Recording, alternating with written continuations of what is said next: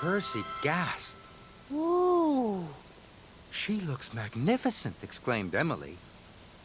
And for the first time since she'd been on Sodor, Molly felt special, but not for long.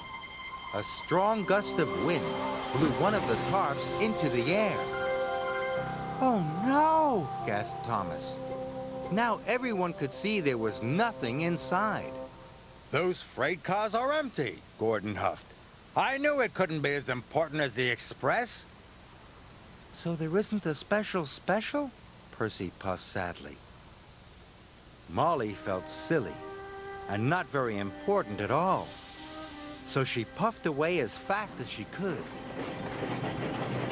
Thomas felt very bad.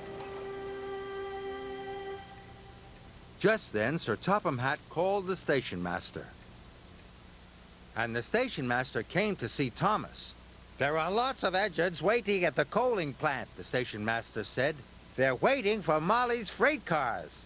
"Oh no," moaned Thomas. "I've got to find Molly quickly." Molly had stopped in a siding.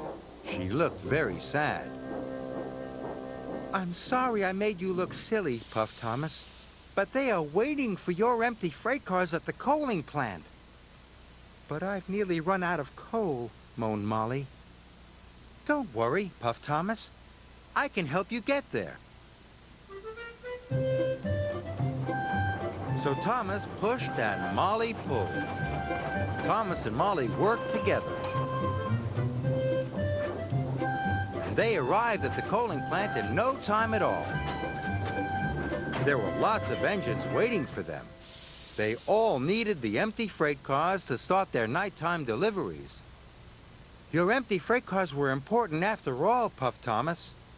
Molly felt so proud it made her axles tingle. "We need even more freight cars," chuffed Henry. "I'll get them," Molly chuffed cheerfully. "And I'll help," puffed Thomas. Molly filled up with more coal, then Molly and Thomas raced back to the yard. They collected some more empty freight cars, and they puffed quickly away.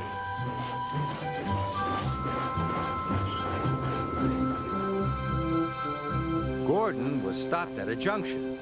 His signal had turned to red. "Out of the way," puffed Molly. "Empty freight cars coming through?" "You see," laughed Thomas. "Sometimes empty freight cars are more important than your express." Gordon's face went as red as the signal. And Molly felt more special than special.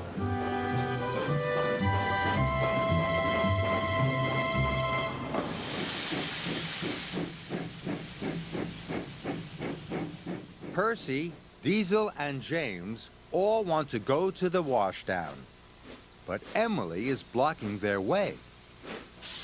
She will have to move before any of them can get there.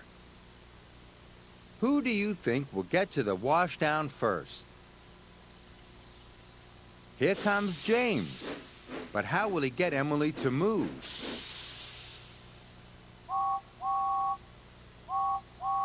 He's blowing his whistle at her as loudly as he can. That's not very kind. Emily doesn't move, so James can't get to the Washdown. Now Diesel is going to try. What will he do to get Emily to move?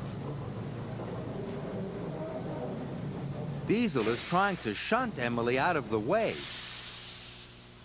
That's not very kind at all, and it isn't working. Emily has put on her brakes even harder. So Diesel can't get to the Washdown either. Here comes Percy.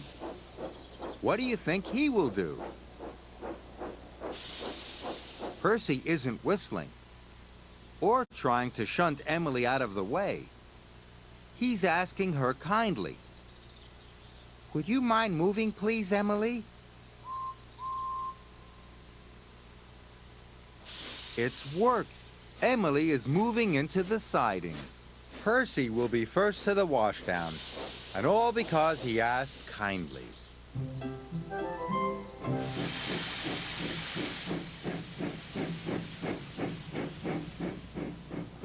Edward, the really useful engine. The engines on the island of Sodor are good at different things. Gordon is a very good express. Percy is good at carrying the mail.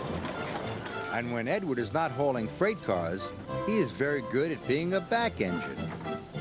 When engines have heavy loads, Edward buffers up behind and helps push. But Edward is old.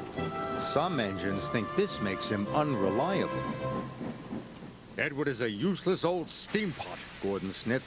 He should be retired. But he doesn't have tires, Percy said. Retired, said Thomas, means taken out of service.